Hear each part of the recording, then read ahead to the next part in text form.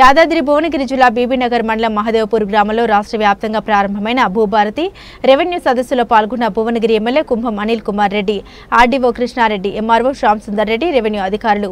కుంభం Anil Kumar Reddy comments: గత ప్రభుత్వం తీసుకొచ్చిన ధరణి చట్టంతో రైతులు ఇబ్బంది పడ్డారని, రైతులు ఆత్మహత్య చేసుకునే పరిస్థితి ఉండేది కాదన్నారు. ప్రతి రైతుకు మేలు చేసే విధంగా భూభారతి చట్టం కాంగ్రెస్ ప్రభుత్వం తీసుకొచ్చిందని అన్నారు. ఈ రెవెన్యూ సదస్సులు పెట్టి గ్రామాలలో ఉన్న ప్రతి సమస్యను, రైతులకు ఉన్న సమస్యలన్నీ పరిష్కరించే మార్గం కోసమే ఈ రెవెన్యూ సదస్సులు పెట్టినరు. అందులో భాగంగా ఈరోజు ఇక్కడ మహదేవ్పూర్ గ్రామంలో మరి ఇక్కడికి రావడం, మరి భువనగిరి నియోజకవర్గం బీబీనగర్ మండల్ మహదేవ్పూర్ గ్రామం నుంచే ఇక్కడ ప్రసిద్ధిగాంచిన వేణుగోపాల స్వామి ఆలయం ఉన్నది. మరి ఈ భూభారతి చట్టానికి సంబంధించి ఈ రెవెన్యూ సదస్సు ఈ మహాదేవ్పూర్ నుంచే మొదలు పెట్టుకోవడం చాలా సంతోషంగా భావిస్తున్నాం. ఆ స్వామి కృప ఉండాలి. ఇవన్నీ రెవెన్యూ సదస్సులు జయప్రదంగా జరగాలి, అందరికీ మంచి జరగాలని కోరుకుంటున్నాం. రైతులకు ఎక్కడ ఇబ్బంది లేకుండా ఉండాలని కోరుకుంటూ మరి ఇక్కడ విచ్చేసిన ఆర్డీఓ గారికి, ఎంఆర్ఓ గారికి, మా శివారెడ్డి, మరి అట్నే ప్రభాకర్ కానీ, ఇక్కడ మిత్రులు శ్యామ్ గౌడ్ గారు, మా పింగళరెడ్డి గారు ఇట్లా ఉన్నారు, మా సుభాష్ రెడ్డి గారు కానీ మిగతా మిత్రులు అందరూ ఉన్నారు. ఇక్కడ విచ్చేసిన ప్రతి ఒక్కరికి, మరి ఇక్కడ బ్లాక్ ప్రెసిడెంట్ చెక్కుల వెంకటేష్ ఉన్నారు, బీబీనగర్ మరి నరేందర్ రెడ్డి కానీ, పెంటయ్యగౌడ్ కానీ, ఇక్కడ వచ్చిన మిత్రులందరికీ కూడా నమస్కరిస్తూ మరి దీనికి సంబంధించిన కార్యక్రమం మీద ఈరోజు ఈ రెవెన్యూ సదస్సు ఏదైతే ఉందో మీరు సద్వినియోగం చేసుకోవాలని కోరుతా ఉన్నాం. మరి ప్రతి గ్రామంలో తిరిగే కార్యక్రమం అధికారులే నేరుగా ఇక్కడికి వచ్చి మరి ఈ కార్యక్రమం, ఈ రెవెన్యూ సదస్సులు చేస్తున్నారు. అంతకుముందు కాంగ్రెస్ హయాంలోనే రాజశేఖర రెడ్డి గారు ఉన్నప్పుడు ఈ రెవెన్యూ సదస్సులు ప్రతి 3 నెలలకు ఒకసారి గ్రామాలకు వచ్చి రెవెన్యూ సదస్సులు పెట్టేది. రెవెన్యూ సదస్సులు పెట్టి రైతులకు ఎక్కడ ఇబ్బందులు ఉన్నా, వాళ్ళ పట్టాలు పాస్బుక్లలో ఎంటర్ కాకపోతే ఎట్లాంటి సమస్యలు ఉన్నాయి, ఆ రెవెన్యూ సదస్సుల ద్వారా ఆ సమస్యలు పరిష్కరించే కార్యక్రమం నాడు చేపట్టేది. అది గత 10 ఏళ్ళ అంతకుముందు దీన్ని ఆ పాలకులు అప్పుడు మొత్తం దాన్ని పట్టించుకోలే. కొత్త చట్టం ఒకటి తీసుకొచ్చిండ్రు, ఆ ధరణి చట్టం అని తీసుకొచ్చి రైతులు నానా ఇబ్బంది పడ్డారు. చెప్పులు అరిగేలాగా ఆఫీసుల చుట్టూ తిరిగిండ్రు, రెవెన్యూ ఆఫీసుల చుట్టూ తిరిగిండ్రు. ఒక్కొక్క దగ్గర ఇబ్బంది పడి ఆత్మహత్యలు కూడా చేసుకున్నారు.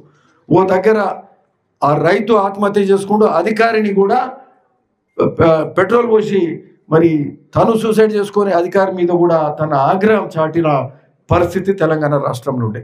అట్లాంటి చట్టం ఉంటే కూడా రైతులు ఇబ్బంది పడుతుంటే కూడా చూసుకుంటూ కూర్చురు తప్పితే దాని గురించి మాట్లాడలే, చేయలే. సో అతిపెద్ద సమస్య గత 10 ఏళ్లలో ఉన్నదంటే ఈ ధరణి చట్టం ఏదైతే ఉండనో మరి ఆ ధరణి చట్టం ద్వారా అంటే వాళ్ళకి ఆ రోజు పౌతి కూడా అమలు కాకపోయేది. పౌతి అమలు అయితే కూడా అక్కడ కుటుంబ సభ్యులు ఇద్దరు హైదరాబాద్ నుండి, ఒకరు ఇక్కడ ఉండి, ఆ ఒక్కడు సరే ఓ తప్పుడు ఆలోచన చేసినోడు ఆయన పేరు అప్లికేషన్ పెడితే ఆయన పేరు మీద చేసేది. మళ్ళీ మిగతా కుటుంబ సభ్యులు వచ్చి ఓ రివిజన్ పిటిషన్ పెట్టుకుంటే వాళ్ళ పేర్ల మీద కావాలంటే ఇక మళ్ళీ ధరణి ఆ స్లాట్ ఓపెన్ కాదు, స్లాట్ రాదు, కోర్టుకు పోవాల్సింది. కోర్టుకు పోతే ఏళ్ళు మరి ఏళ్ళు పడుతుంది. ఈ లోపల కుటుంబాలలో తగాదాలు, కొట్లాటలు అయితే మరి అంటే ఓ భౌతిక కాని పరిస్థితి ఉండేది. ఒక కొత్త పాస్బుక్ తీసుకోవాలంటే కాని పరిస్థితి. మరి అట్లనే ఆఖరికి సాదా బైనామాలు కూడా కాలే. సాదా బైనామాలు కూడా 10 లక్షల సాదా బైనామాలు ఈ రాష్ట్రంలో పెండింగ్లో ఉన్నాయి ఇప్పటి వరకు. ఈ 10 లక్షల సాదా బైనామాలు అంతకుముందు చేసేది ఆర్ఓఆర్ చట్టం ప్రకారం సాదా బైనామాలు ఇవన్నీ కూడా చేసేది. మరి ఆ సాదా బైనామాలను కూడా పట్టించుకోని పరిస్థితి. అది ఆఖరికి వీళ్ళు ఆ ధరణి చట్టం వచ్చినాక మేము చేస్తామని కూర్చున్నారు. అది కోర్టుల దాన్ని కొట్టేసిండ్రు. ఎందుకు కొట్టేసిండ్రంటే ఓ నిర్దిష్టమైనటువంటి ప్రణాళిక, ఆ చట్టానికి ఒక చట్టం అనేది చేయలేదు. ధరణి అనేది ఇప్పుడు మనం భూభారతి చట్టం తెస్తే క్యాబినెట్లో ఆమోదింపజేసినాం, అసెంబ్లీలో ఆమోదింపజేసినాం. డాక్టర్ బాబాసాహెబ్ అంబేద్కర్ జన్మదినమైన మొన్న April 14th నాడు దాన్ని లాంఛనంగా దాన్ని కూడా ఆ కార్యక్రమాన్ని స్టార్ట్ చేసుకున్నాం. అంటే ఒక విధి విధానాలతో రూపొందించినాం. అదే ధరణికి ఓ విధి విధానాలు లేవు, ఓ చట్టం కూడా తీసుకురాకపోయేసరికి 10 లక్షల సాదా బైనామాలు మరి చేద్దామని వాళ్ళ తర్వాత ఏదో లేట్ ఆలోచించి చేద్దామని పోతే ఆ కోర్టు కూడా కొట్టేసింది. నువ్వు చట్టమే చక్కగా తేలే, నువ్వే నీతోటి ఏమవుతుంది ఇది దీనికి చేయడానికి వీల్లేదని కూడా కోర్టు కూడా అడ్డుపడ్డది. అంటే అంత లోపభూయిష్టమైన ధరణి చట్టంతో 10 ఏళ్ల పాటు రైతులు ఇబ్బంది పడ్డరు, భూ యాజమాన్యులు ఇబ్బంది పడ్డరు. ఈరోజు ఆ సాదా బైనామాలకు కూడా ఈ 10 లక్షల సాదా బైనాల మీద ఆల్రెడీ ఈ సాదా బైనామాలు కానీ ఇతరత్ర ఈ పైలట్ మండలాలలో తీసుకున్న కార్యక్రమంలో తెలంగాణ రాష్ట్రంలో దాదాపు ఇప్పటి వరకు కొన్ని వేల సంఖ్యలో ఆల్రెడీ పరిష్కారం కూడా కనుగొన్నాం. సో ఈరోజు ఈ సాదా బైనామాలు కానీ ఇట్లాంటివి కానీ భౌతిక కానీ మిగతా ఎక్కడ సమస్యలున్నా పాస్బుక్లో ఎంట్రీ చేయడానికి ఎకరానికి 2500 ఫీజు కట్టుకొని మరి మీ పాస్బుక్లలో పట్టాలు అమలు చేసుకోవడానికి కూడా సాధ్యమవుతుంది. సో ఇవన్నీ కూడా ఈ రెవెన్యూ సదస్సులలో మనము అందరూ కూడా గ్రామస్తులందరూ కూడా పార్టిసిపేట్ అయ్యి చేసుకోవాల్సిన అవసరం కూడా ఉందని ఈ సందర్భంగా చెప్తున్నాం. సరే, నాడు వాళ్ళు ఈ ధరణి చట్టంతో ఇబ్బందులు పెట్టినరు, ఆ స్లాట్ అనేది ఓపెన్ కాకపోయేది. ఇంకొకటి ఏంటంటే నాడు ఎంఆర్ఓ హక్కులు తీసేసారు, ఆర్డీఓ హక్కులు తీసేసారు, ఒక కలెక్టర్ దగ్గరనే అయ్యేది. కలెక్టర్ దగ్గర కూడా ఆ స్లాట్ ఓపెన్ కాకపోయేది. స్లాట్ ఓపెన్ కావాలంటే ఇక వాళ్ళకు దగ్గరోళ్ళు ఆనాడున్న పాలకులకు దగ్గర ఉన్న వాళ్ళకే ఆ స్లాట్ ఓపెన్ అయ్యేది. ఆ స్లాట్ ఎప్పుడో అది మధ్యరాత్రి ఓపెన్ అయ్యేది, వాళ్ళకే పని జరిగేది. ఇక మిగతా వాళ్ళకు ఒక మామూలు రైతుకు ఆ చట్టం అనేది లాభం లేకుండా పోయింది.